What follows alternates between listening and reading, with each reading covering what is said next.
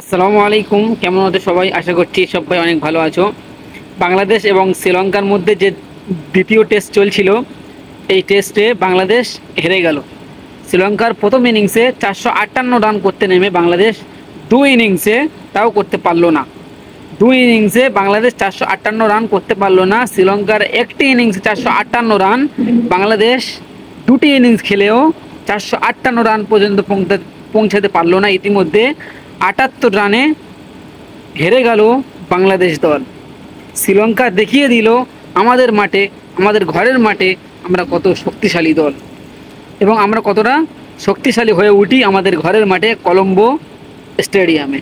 শ্রীলঙ্কা চোখে আমুল দিয়ে বাংলাদেশের ব্যাটারদের দেখিয়ে দিল আমরা কত সুন্দর ব্যাট করতে পারি এবং কত রানে হারাতে পারি বাংলাদেশকে।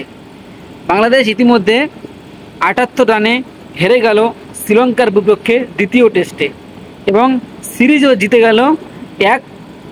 একটা জিত এবং একটা ড্রর মাধ্যমে শ্রীলঙ্কা সিরিজ জিতে গেল বাংলাদেশের কাছে।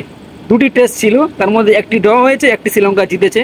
তার মধ্যে শ্রীলঙ্কা সিরিজ জিতে গেল। ইতিমধ্যে বাংলাদেশ 78 রানে হেরে গেল শ্রীলঙ্কার টেস্টে।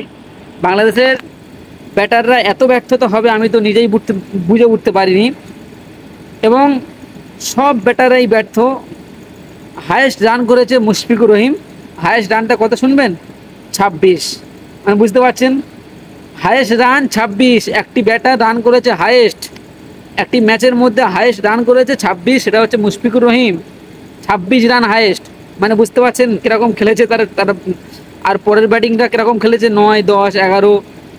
হায়েস্ট ব্যাট করেছে 26 রান, মানে বুঝতে পারছেন বাংলাদেশ ব্যাটাররা কত পিছিয়ে আছে। আপনারা অবশ্যই কমেন্ট বক্সে জানাবেন ভিডিওটি কেমন হলো, আর আমার চ্যানেলে নতুন হয়ে থাকলে চ্যানেলকে